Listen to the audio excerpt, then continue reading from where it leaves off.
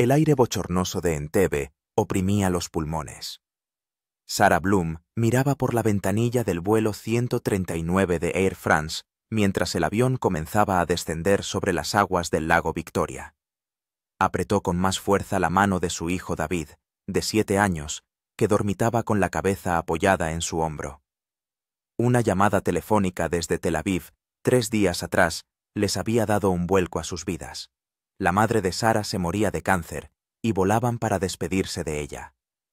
Un grito repentino en la parte delantera de la cabina hizo que Sarah se sobresaltara. 2 hombres y una mujer con pistolas y granadas en las manos irrumpieron en la cabina de los pilotos. «¡Que nadie se mueva! Esto es un secuestro. Somos combatientes del Frente Popular para la Liberación de Palestina», gritó uno de ellos con un marcado acento. David se despertó y se abrazó a su madre, asustado. Sarah rodeó a su hijo con los brazos, intentando calmar su cuerpo tembloroso. En su cabeza pasaron como un relámpago los recuerdos de sus padres, supervivientes del Holocausto. Sus historias sobre la selección, sobre cómo los nazis separaban a los judíos del resto. ¿Acaso la historia se repetía? El avión no aterrizó en París, sino en el aeropuerto de Entebbe. Tras varias horas de agotadora espera bajo la amenaza de las armas, los pasajeros fueron sacados del avión. El calor era insoportable. Los condujeron a una vieja terminal del aeropuerto, un edificio ruinoso con paredes de hormigón y pequeñas ventanas cerca del techo.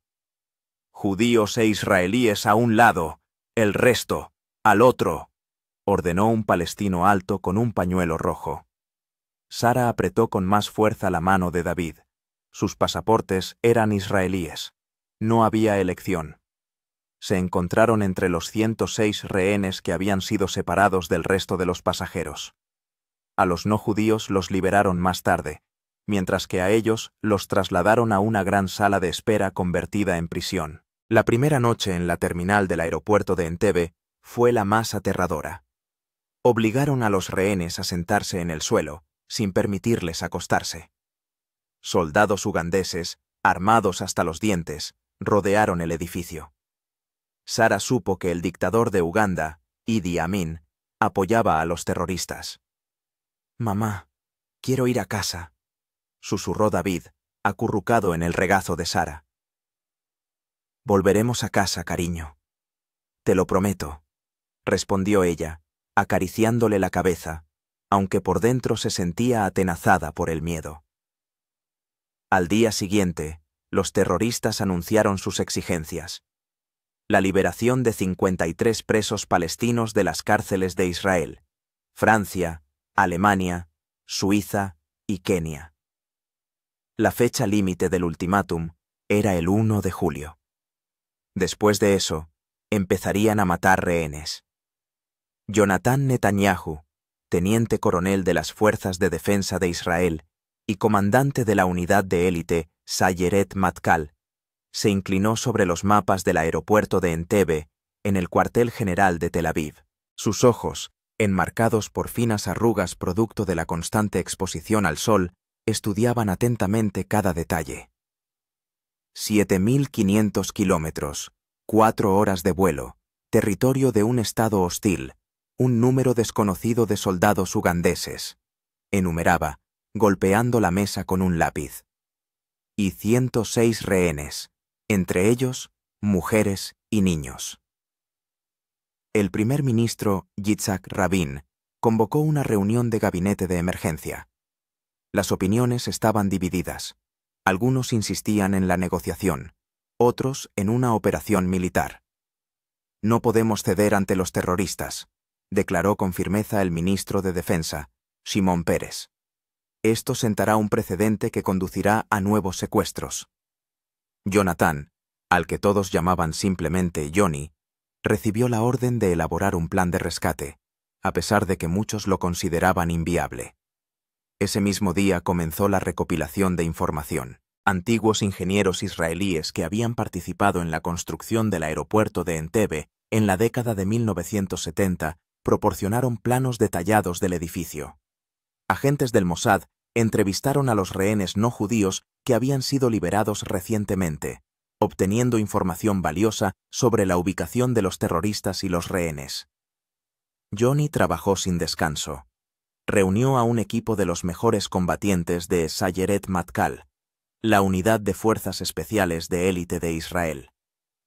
Tenemos que ser como un rayo, rápidos y letales, dijo en la primera sesión informativa. Nuestro objetivo es neutralizar a los terroristas y a los soldados ugandeses antes de que tengan tiempo de reaccionar y dañar a los rehenes. El plan era osado hasta la locura.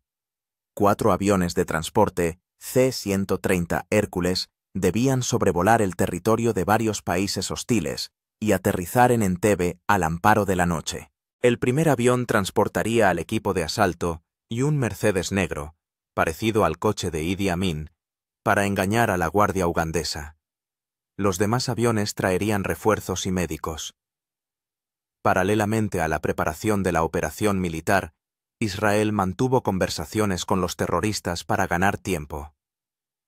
El plazo del ultimátum se prorrogó hasta el domingo 4 de julio. En Entebbe, Sara intentaba mantener la calma por el bien de su hijo. A los rehenes les daban de comer una vez al día, normalmente arroz o plátanos. Dormían en el suelo, usando su ropa como colchón. Los baños se obstruyeron rápidamente y el hedor se hizo insoportable. Algunos rehenes sufrían de enfermedades crónicas, pero no había suficientes medicamentos. Sara se hizo amiga de una pareja de ancianos, Jacob y Rachel Goldstein, que habían sobrevivido a Auschwitz.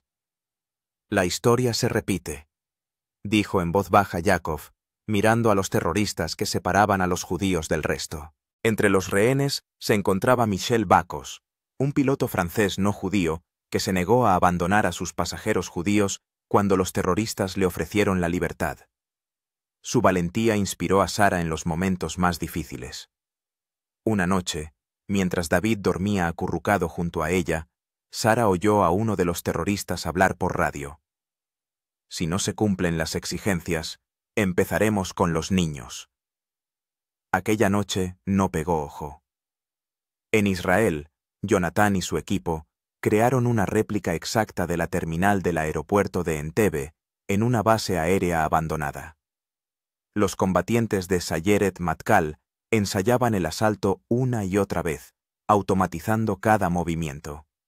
Se entrenaban día y noche, utilizando balas de fogueo y maniquíes que representaban a los terroristas y a los rehenes. Los primeros 30 segundos decidirán el resultado de la operación, repetía Jonathan. Cada uno debe conocer su tarea a la perfección. El principal problema era el tiempo. Después del aterrizaje, tendrían solo 90 minutos para liberar a los rehenes y abandonar Uganda antes de que el ejército ugandés pudiera organizar un contraataque. Ehud Barak, futuro primer ministro de Israel, y entonces uno de los comandantes de la operación, propuso utilizar el factor sorpresa. Aterrizaremos el sábado por la noche, cuando menos se esperen un ataque. Los paramédicos preparaban el equipo médico para brindar asistencia de emergencia a los rehenes heridos. Los psicólogos desarrollaban protocolos de comunicación con las personas que hubieran sufrido un estrés extremo. Mientras tanto, en Entebbe, la situación empeoraba. Una de las rehenes, Dora Bloch, de 75 años, fue ingresada en el hospital por una intoxicación alimentaria. Los terroristas se mostraban cada vez más nerviosos y agresivos. Sara notó que la guardia cambiaba cada 6 horas.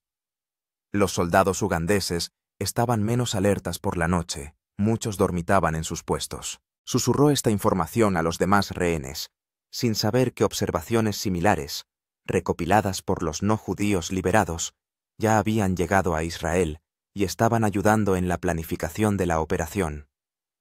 David a menudo lloraba por las noches, añorando su hogar. Sara le contaba historias sobre la abuela a la que iban a visitar, sobre cómo celebrarían juntos su cumpleaños en agosto. No sabía si ella misma creía en esas historias. El viernes 2 de julio, un día antes de la operación, el gabinete de ministros israelí se reunió para tomar la decisión final. Las opiniones seguían divididas. Es una misión suicida, decían algunos. No tenemos elección, respondían otros.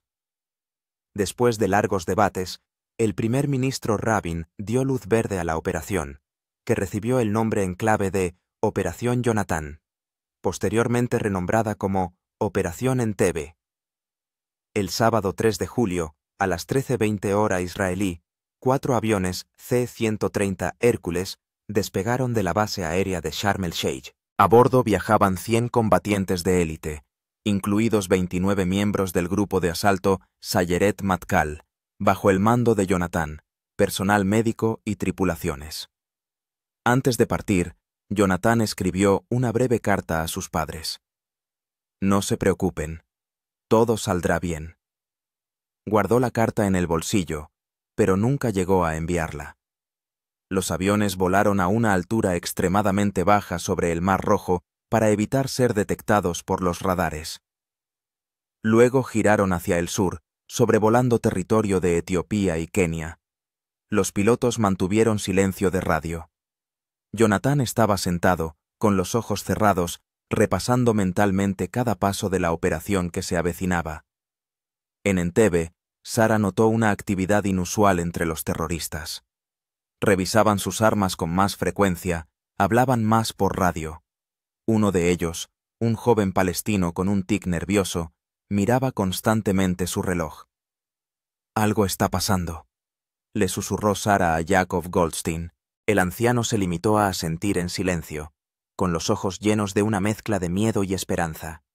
Cuando el sol comenzó a ponerse sobre el lago Victoria, Sara abrazó al dormido David y pronunció una oración en voz baja. 23:1, sábado, 3 de julio de 1976. El primer avión, C-130, Hércules, aterrizó en el aeropuerto de Entebbe con las luces apagadas. La rampa descendió incluso antes de que se detuviera por completo, y un Mercedes negro con 2 Land Rover salieron a la pista. En el Mercedes iban combatientes de Sayeret Matkal, con camisas blancas, imitando a Idi Amin y su escolta. Jonathan, que se encontraba en el primer jeep, dio la señal para iniciar la operación. El rayo golpea. Los vehículos se dirigieron a toda velocidad hacia la vieja terminal. Un centinela ugandés levantó la mano, intentando detener el convoy. Una fracción de segundo de vacilación, y extendió la mano hacia la radio. Jonathan tomó una decisión instantánea. Fuego. Los silenciadores de los fusiles atenuaron los sonidos de los disparos, pero el elemento sorpresa se había perdido en parte. Continuaron hacia la terminal, donde se encontraban los rehenes.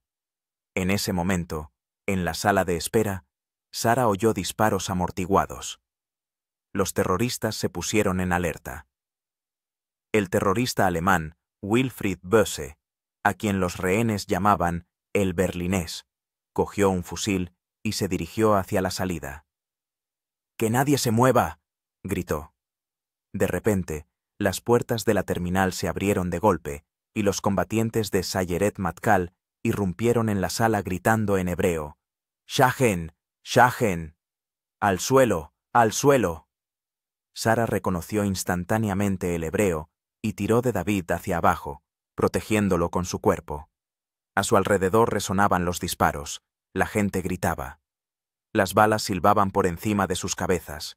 El olor a pólvora inundó la estancia. Johnny, al mando del grupo de asalto, avanzaba pegado a la pared, cubriendo a sus hombres. De pronto, una bala de un francotirador ugandés apostado en la torre de control le alcanzó el pecho. Cayó, pero siguió dando órdenes.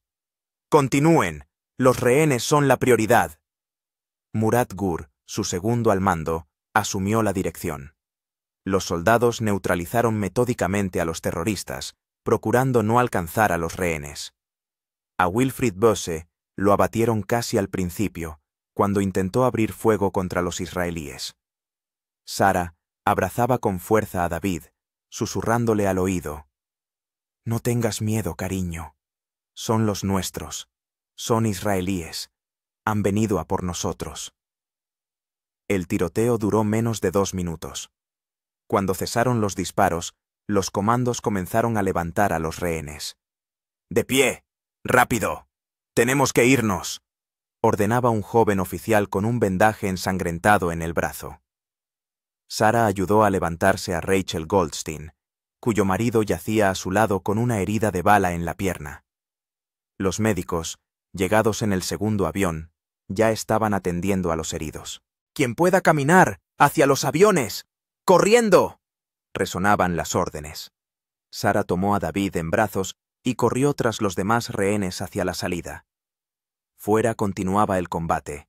Comandos israelíes eliminaban a soldados ugandeses para asegurar un corredor seguro hacia los aviones. Johnny yacía en una camilla. Los médicos intentaban detener la hemorragia, pero la herida era mortal. Fue el único caído entre los soldados israelíes en esta operación. Mientras Sarah y David corrían hacia el avión, el niño se giró y vio el cuerpo de Johnny, que era transportado por 4 soldados. «Mamá, ese hombre... él... es un héroe, David», respondió Sarah, tragándose las lágrimas. «Un auténtico héroe». 0040, domingo, 4 de julio de 1976. Los rehenes subían por la rampa al compartimento de carga del avión C-130. Muchos estaban en estado de shock, algunos heridos. Los médicos prestaban los primeros auxilios directamente a bordo. Sarah ayudó a Rachel a acomodar al herido Jacob en una improvisada camilla hecha con sacos de dormir. El anciano gemía de dolor, pero encontraba fuerzas para sonreír. «Sabía que vendrían», susurró. «Israel nunca abandona a los suyos». Afuera continuaba el tiroteo. Un grupo de cobertura mantenía a raya a los soldados ugandeses que se acercaban al aeropuerto. Los israelíes destruyeron 11 cazas ugandeses MiG-17 y MiG-21 para impedir la persecución. El cuerpo de Johnny Netanyahu fue colocado cuidadosamente en el primer avión. A pesar de todos los esfuerzos de los médicos, falleció a causa de las heridas sufridas. Sus últimas palabras fueron: «¿Cómo están los rehenes?». Los motores de los aviones rugían a máxima potencia. Uno tras otro, los C-130 se elevaban en el aire, alejándose de Entebbe. Cuando el último avión despegó, el reloj marcaba las 00:59. La operación había durado solo 58 minutos, en lugar de los 90 previstos. En el avión, Sarah abrazaba al tembloroso David. La adrenalina se disipaba, dejando paso a una mezcla de alivio, shock y dolor. A su alrededor, las mujeres lloraban, los hombres se sentaban con la mirada perdida, y los niños se acurrucaban junto a sus padres. Un joven paramédico se acercó a ellos, ofreciéndoles agua y mantas. «¿Cómo están?», preguntó, examinando a David. «Estamos vivos», respondió Sarah. «Gracias a ustedes». El paramédico asintió y pasó a los siguientes pasajeros. Su rostro estaba demacrado por el cansancio y el dolor. Era uno de los que habían intentado salvar a Johnny. Los aviones pusieron rumbo a Nairobi, Kenia, para repostar. Allí, los heridos fueron trasladados a hospitales locales. Jacob Goldstein estaba entre ellos. Una bala le había rozado una arteria y había perdido mucha sangre. «Te encontraré en Israel», le prometió Sarah a Rachel cuando ésta se marchó con los médicos, acompañando a su marido. Durante la breve escala en Nairobi, el piloto anunció que todos los terroristas habían sido eliminados y que, de los rehenes, habían fallecido 3, 2 durante el asalto y 1 antes por un ataque al corazón. Otros 10 habían resultado heridos, pero sus vidas no corrían peligro. «¿Y qué pasa con la anciana del hospital?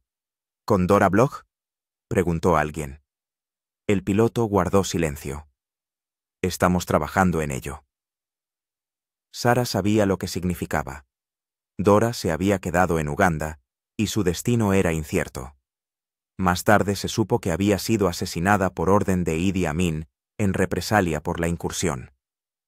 1 hora después, los aviones volvieron a despegar, poniendo rumbo a Israel.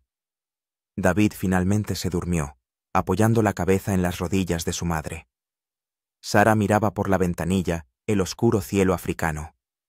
Pensaba en su madre, que quizá ya no llegaría a verlos, en el comandante fallecido, en lo frágil que era la vida humana y en lo importante que era valorar cada momento.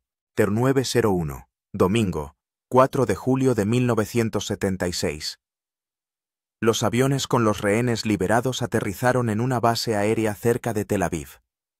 En la pista de aterrizaje les esperaba una multitud de personas, familiares, médicos, periodistas y funcionarios del gobierno, encabezados por el primer ministro Isaac Rabin. Cuando la rampa del primer avión descendió, la multitud se quedó en silencio. Lo primero que sacaron fue el cuerpo de Johnny Netanyahu, cubierto con la bandera israelí. El primer ministro inclinó la cabeza. A continuación, comenzaron a salir los rehenes. Exhaustos, algunos en camillas, pero vivos. Sara, cogida de la mano del soñoliento David, bajó por la rampa, entornando los ojos ante el brillante sol israelí. De pronto, en medio de la multitud, reconoció un rostro familiar. Su padre, a quien no esperaba ver allí, abriéndose paso entre el cordón de seguridad.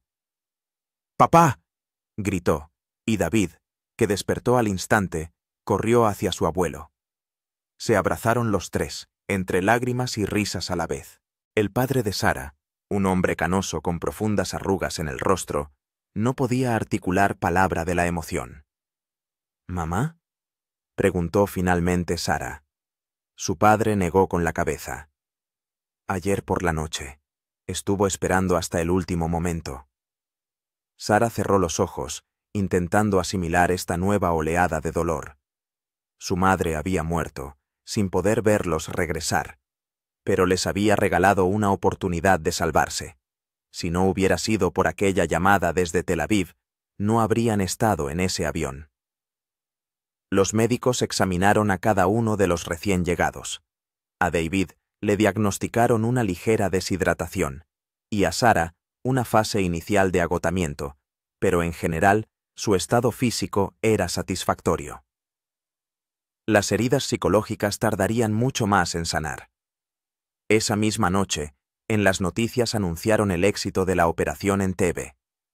El mundo entero estaba conmocionado por la audacia y la eficacia del operativo israelí. Incluso los países hostiles a Israel no pudieron sino reconocer la maestría con que se había llevado a cabo. Pero para Sara y los demás exrehenes, la verdadera lucha no había hecho más que empezar. Pesadillas, paranoia, ataques de pánico se convirtieron en sus compañeros constantes.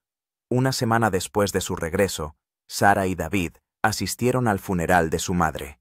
En el cementerio, se encontró con Rachel Goldstein, cuyo marido, Jacob, había sobrevivido, pero seguía hospitalizado. ¿Cómo está?, preguntó Sara, abrazando a la anciana. Mejorando. Dice que después de Auschwitz y Entebbe, ya nada podrá doblegarlo. Sonrió Rachel entre lágrimas. Tras el entierro, Sara llevó a David a la ceremonia conmemorativa en honor a Jonathan Netanyahu y a los demás caídos en la operación. Entre los oradores se encontraba el hermano menor de Johnny, Benjamín, el futuro primer ministro de Israel. Mi hermano creía que no hay valor más grande que la vida humana, decía con la voz temblorosa por la emoción, y no hay mayor objetivo que la protección de nuestro pueblo. David escuchaba con los ojos muy abiertos. Por la noche preguntó, «Mamá, ¿yo también podré ser tan valiente como esos soldados?» Sara abrazó a su hijo. «Ya eres valiente, cariño. Has sobrevivido a algo que ningún niño debería experimentar, y has permanecido fuerte». 3 meses después. Sara estaba sentada en el consultorio del psicoterapeuta, retorciendo nerviosamente el borde de su blusa. «He vuelto a tener ese sueño», dijo. «Estoy en la terminal. David no está conmigo, y sé que se lo han llevado los terroristas. Corro, grito, pero no puedo encontrarlo».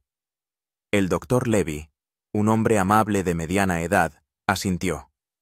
«Es normal, Sara. El miedo por un hijo es el miedo más intenso que puede sentir una persona. En Entebbe, ese miedo se hizo realidad. ¿Cuándo terminará esto? ¿Cuándo dejaré de sobresaltarme con los ruidos fuertes? ¿Cuándo dejará David de tener miedo a los aviones? Un trauma de esta magnitud no se supera rápidamente, pero ambos están haciendo grandes progresos. En efecto, David, que había empezado el curso escolar en una nueva escuela, volvía poco a poco a la normalidad. Había hecho amigos, había vuelto a jugar al fútbol. Pero a veces se quedaba paralizado en medio del juego al oír un ruido fuerte, y sus ojos se llenaban de terror. Sara había vuelto a trabajar en la biblioteca de la Universidad de Tel Aviv.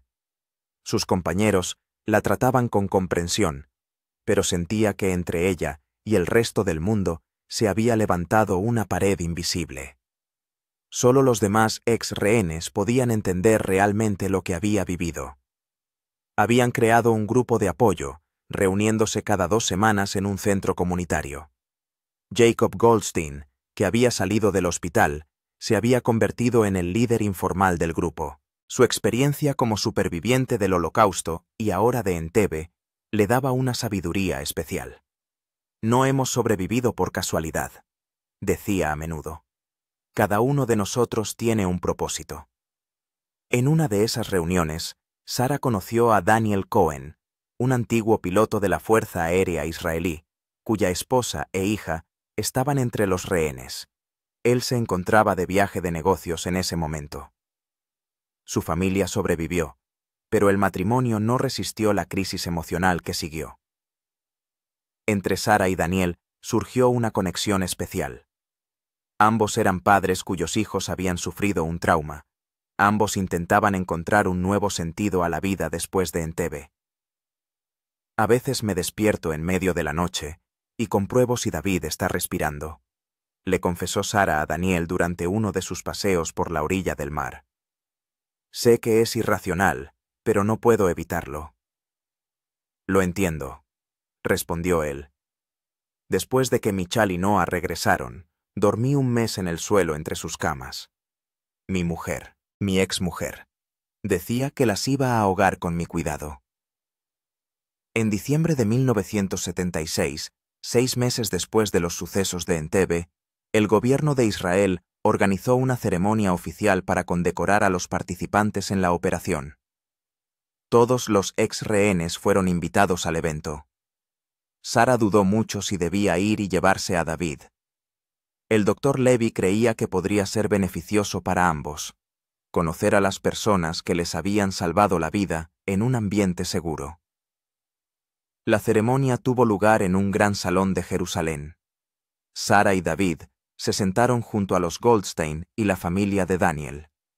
Cuando los soldados de Sayeret Matkal salieron al escenario con sus uniformes de gala, el público se puso de pie y aplaudió. David los miraba con los ojos muy abiertos. «Mamá, ¿son ellos? ¿Son los soldados de verdad?» «Sí, cariño, son ellos». Después de la parte oficial, Sara se acercó a uno de los oficiales que habían participado en la operación. Un joven teniente con una cicatriz en la mejilla. «Solo quería darles las gracias», dijo, sintiendo que le temblaba la voz. «Nos trajeron de vuelta a casa».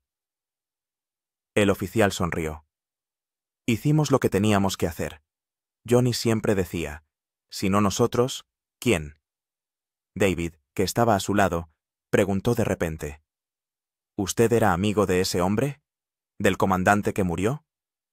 El oficial se agachó para estar a la altura del niño. «Sí, Johnny era mi amigo y mi maestro. Era un gran hombre». «Quiero ser como él cuando crezca», dijo David con seriedad. «¿Sabes qué es lo que hace grande a una persona?», preguntó el oficial. «No la habilidad para luchar, sino la habilidad para proteger a los que no pueden protegerse a sí mismos. Johnny dio su vida protegiendo a otros. Ahí radica su grandeza». David asintió, reflexionando sobre esas palabras. Sara cruzó una mirada con Daniel, que estaba cerca, y vio comprensión y apoyo en sus ojos.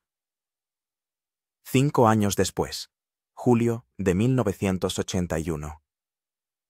Sara estaba junto a la ventana de su apartamento en Tel Aviv, mirando al mar. Muchas cosas habían cambiado en estos años. David, ahora un adolescente de 12 años, se preparaba para su bar mitzvah. Sara se había casado con Daniel y habían tenido una hija, a la que llamaron Shira, que significa canción en hebreo. Las cicatrices psicológicas de Entebbe no habían desaparecido por completo, pero eran menos dolorosas. Sara seguía asistiendo al grupo de apoyo, ahora como voluntaria, ayudando a las nuevas víctimas del terrorismo. Yaakov Goldstein había muerto hacía 2 años, plácidamente, mientras dormía. En su funeral, Rachel dijo: sobrevivió a 2 infiernos, el nazi y el terrorista, y aún así, siguió creyendo en el bien. Esa es su victoria.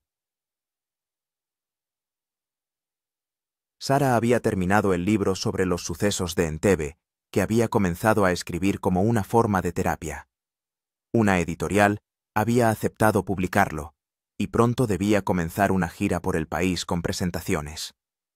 Daniel entró en la habitación, con Shira dormida en sus brazos. ¿En qué estabas pensando?, preguntó, acercándose a su esposa. En la libertad, respondió Sara. En cómo la damos por sentada hasta que la perdemos. Él asintió, entendiendo sin necesidad de más palabras. Su propio camino de curación había sido igualmente complejo. El sentimiento de culpa por no haber estado con su familia en Entebbe lo había perseguido durante años. Sonó el timbre de la puerta. Era David, que volvía del entrenamiento de karate. Después de los sucesos de Uganda, había decidido aprender a defenderse a sí mismo y a los demás.